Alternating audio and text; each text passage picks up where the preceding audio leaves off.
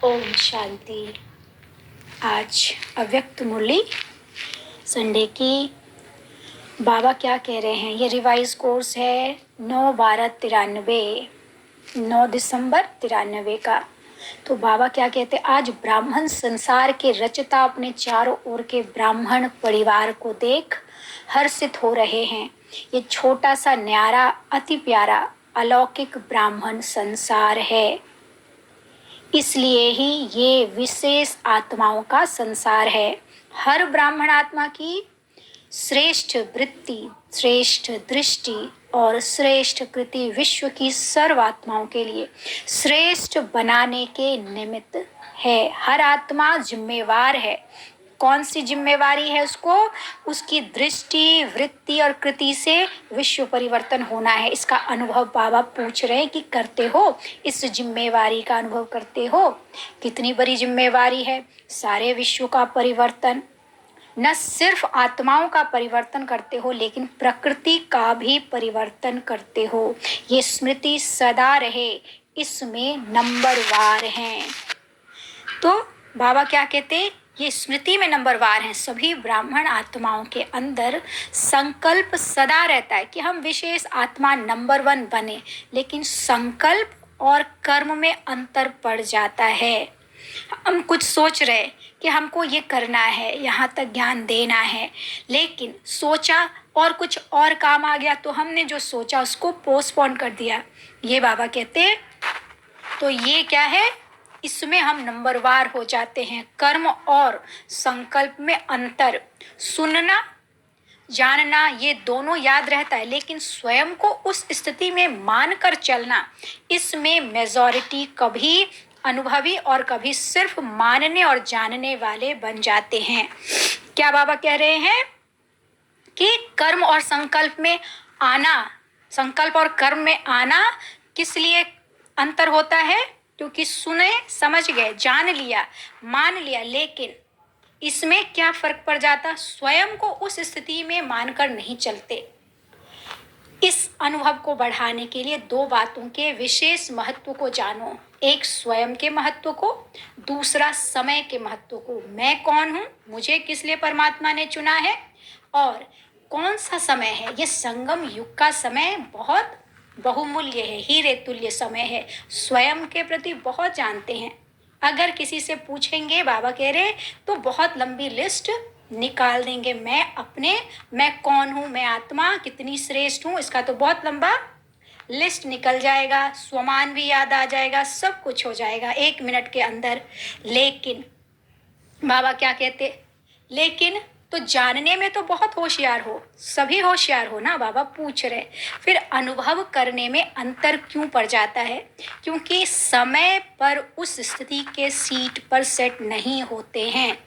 जो समय आया, कोई मान लो कुछ बुरा ही बोल रहा, तो हम हलचल में या तो आ जाएंगे, अगर ठीक से नहीं ज्ञान समझ में आ रहा तो हलचल में आ जाएंगे, कुछ उल्टा बोल ही देंगे। या नहीं बोला, मन में डाला, समाया और उसको समाया नहीं, सहन तो कर लिया लेकिन समाया नहीं। तो बाबा क्या कह रहे? अगर सीट पर सेट हैं तो कोई भी, चाहे कमजोर संस्कार, चाहे कोई आत्माएं, चाहे प्रकृति, चाहे किसी भी प्रकार की रॉयल माया अपसेट नहीं कर सकती है।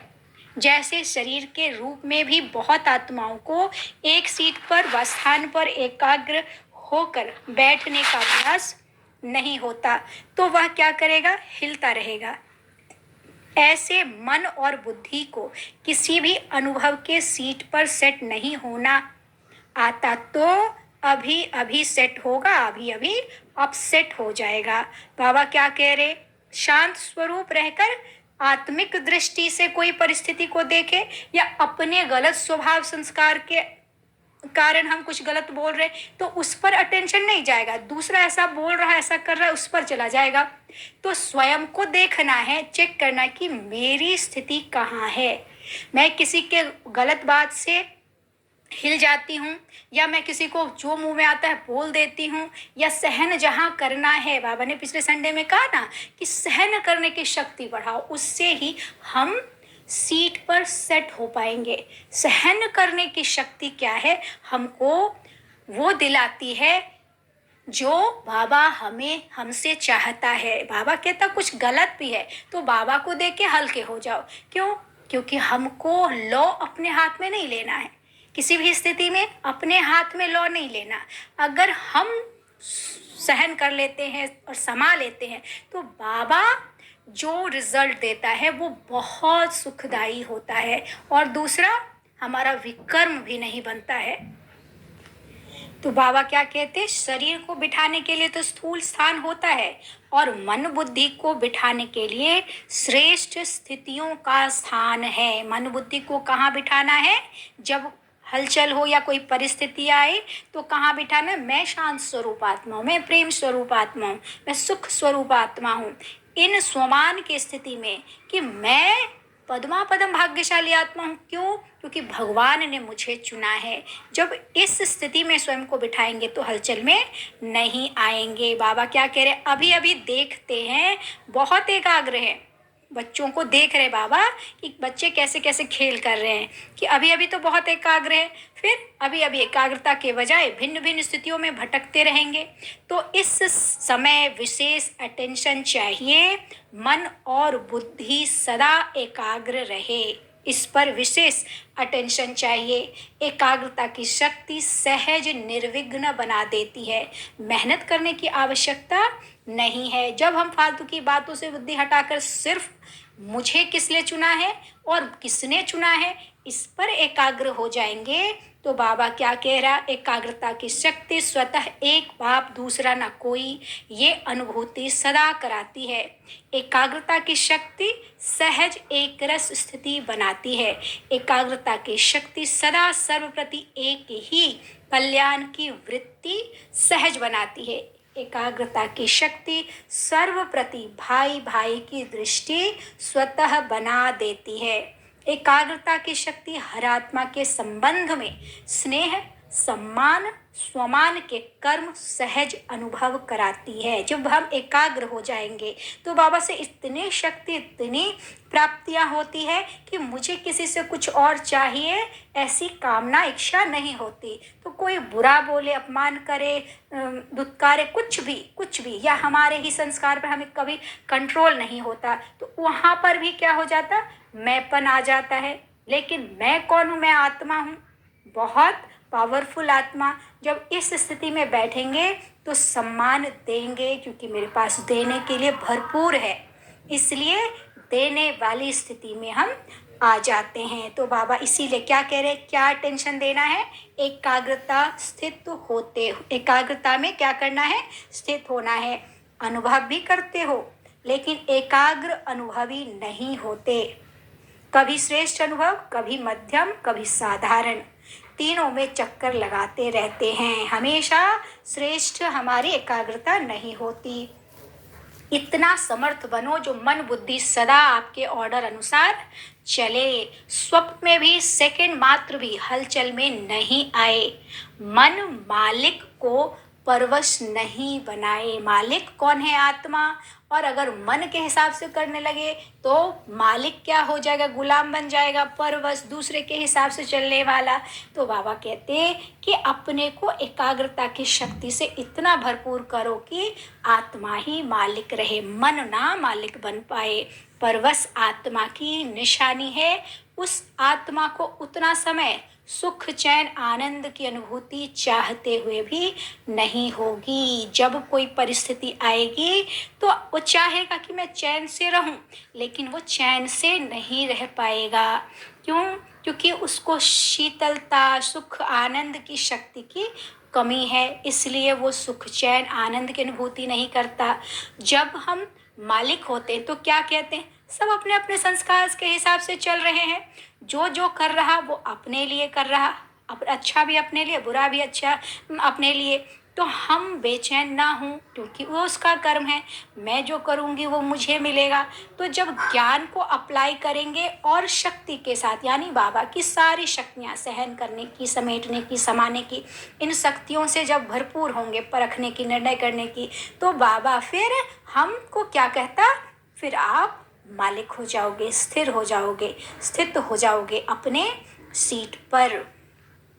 बाबा क्या कहते हैं, ब्राह्मण आत्मा कभी किसी के परवश नहीं हो सकती, अपने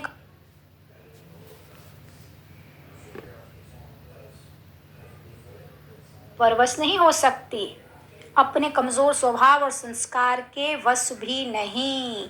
जब भी कमज़ोरी वश सोचते हो कि मेरा स्वभाव मेरा संस्कार ही ऐसा है, क्या करें, है ही ऐसा, यह कौन सी आत्मा बोलती है? बाबा पूछ रहे, यह शब्द व संकल्प परवश आत्मा के हैं। तो बाबा कहते फिर क्या करो? तो जब भी यह संकल्प आए स्वभाव ऐसा है तो श्रेष्ठ अर्थ में टिक जाओ। संस्कार सामने आए कि मेरा संस्कार, तो बाबा कहते सोचो कि क्या मुझ विशेष आत्मा के ये संस्कार हैं जिसको मेरा संस्कार कह रहे। मेरा मतलब माया तो कमज़ोर संस्कार को मेरा बना लिया तो वो अपना अधिकार छोड़ते नहीं है, इसलिए परवश होकर बाप के आगे अर्जी डालते रहते हैं कि छुड़ाओ छुड़ाओ। क्या करते, माया के बंधन में बंध जाते, फिर बाबा से बोलते कि बाबा इससे छुड़ाओ। संस्कार शब्द कहते, याद करो कि अनादि संस्कार आदि संस्कार ही मेरा संस्कार है। अनादि में आत्मा ज्योति बिंदु हूँ और आदि में आत्मा दिव्य गुणधारी देवी देवता हूँ। ये माया के संस्कार हैं, मेरे नहीं। कौन से? बुरी चीज़ें, परवश होने वाली, दूसरों की बातों में आना, माया के वश होना। तो एकाग्रता की शक्ति से परवश स्थिति को परिवर्तन कर मालिकपन की स्थिति की सीट पर सेट हो जाओ। बाबा क्या कह रहे, योग में भी बैठते तो भी रुचि से हैं, लेकिन जितना समय जिस स्थिति में स्थित होना चाहते हैं उतना हो नहीं पाते। तो क्या करना है, किस बात का अंडरलाइन करेंगे? एकाग्रता में ही दृढ़ता होती है, और जहाँ दृढ़ता है वहाँ सफलता गले का हार है। फिर बाबा क्या कहते, अब समय चलती कला का नहीं है, उड़ती कला का है। समय बहुत, आज जितना है कल उससे ज़्यादा होगा, परसों उससे और ज़्यादा होगा। समय बहुत तीव्र गति से भाग रही है, हर चीज़ बहुत आगे जा रहा है। क्यों? क्योंकि ड्रामा के हिसाब से वर्तमान समय बहुत तीव्र गति से जा रहा, अति में जा रहा है। जो कल था उससे भी ज़्यादा। तो किसी भी हालत में हमें क्या करना है, फास्ट जाना है, कभी ढीले कभी तेज, ऐसे नहीं। नीचे आकर फिर ऊपर जाओ। नीचे ऊपर होने वाली गति कभी एक रस फास्ट नहीं हो सकती। तो क्या कहते, चढ़ती कला तेरे भाने सर्व का भला। लेकिन अब बाबा कहते उड़ती कला सर्व का भला। इस स्लोगन को अब अपनाना है। तो सदा उड़ती कला उड़ती कला में हो। बाबा पूछ रहे, उड़ती कला की निशानी है सदा डबल लाइट नहीं तो उड़ती कला हो नहीं सकती। थोड़ा भी बोझ है तो वो क्या करेगी, नीचे ले आएगी, चाहे अपने संस्कारों का, चाहे वायुमंडल का, चाहे किसी आत्मा के संबंध संपर्क का। कोई भी बोझ हो तो उड़ती कला में हलचल आ जाएगा। उड़ती कला में हम नहीं टिक पाएंगे, नीचे आ जाएंगे। इसलिए ये संस्कार का, व्यक्ति का, वायुमंडल का बंधन है। क्या कारण है? मैं कैसे ठीक हूँ कहेंगे, वैसे तो मैं ठीक हूँ, लेकिन ये कारण है ना, इसलिए ये संस्कार का, व्यक्ति का, वायुमंडल का बंधन है। लेकिन कारण कैसा भी हो, क्या भी हो, तीव्र पुरुषार्थी सभी बातों को ऐसे क्रॉस करते हैं जैसे कुछ है ही नहीं। मेहनत नहीं, मनोरंजन अनुभव करेंगे। बाबा क्या कहते कि कहीं भी जरा भी आकर्षण नहीं होना चाहिए। जरा भी आकर्षण होगा तो संपूर्ण बनने नहीं देगी। तो चेक करो, संकल्प में भी कोई आकर्षण आकर्षित तो नहीं करता है, सिवाय बाप के और कोई भी आकर्षण नहीं हो। पांडव क्या समझते हैं, बाबा पूछ रहे, ऐसे तीव्र पुरुषार्थी बनो। बनना तो है ही ना, कितने बार ऐसे बने हो, अनेक बार बने हो। आप ही बने हो या दूसरे बने हैं?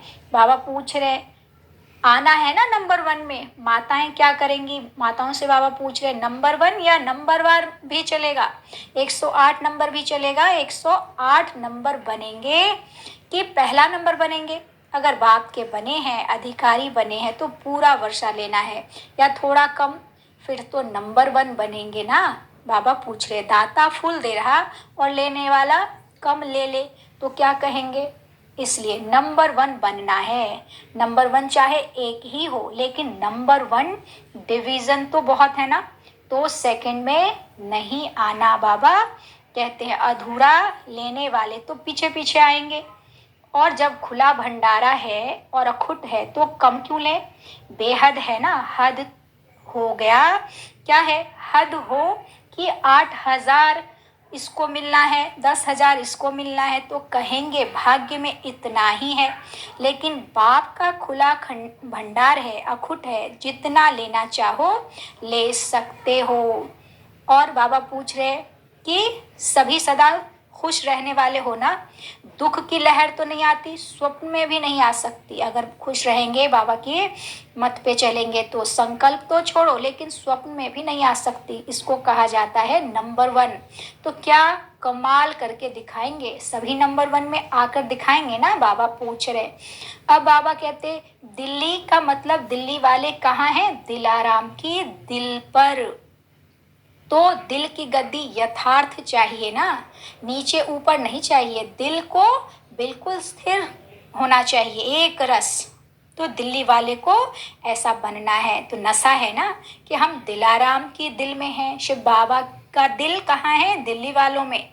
तो इसलिए बाबा कहता कि अपने को ऐसा नशा दिलाओ, दिलाते रहते हो ना, स्वयं को और विश्व को परिवर्तन करो अपने श्रेष्ठ संकल्पों से। संकल्प किया और कर्म हुआ, ऐसे नहीं सोचा तो बहुत था, सोचते तो बहुत है, लेकिन होता बहुत कम है। वे तीव्र पुरुषार्थी नहीं, तीव्र पुरुषार्थी अर्थात संकल्प और कर्म समान हो, तभी बाप समान कहेंगे। खुश हैं और सदा खुश रहेंगे, पक्का निश्चय है ना। खुश रहने वाले ही खुश नसीब हैं, जो खुश रहेंगे वो खुश नसीब है। भगवान मिल गया और क्या चाहिए। यह पक्का है या थोड़ा थोड़ा कच्चा हो जाता है, बाबा पूछते हैं।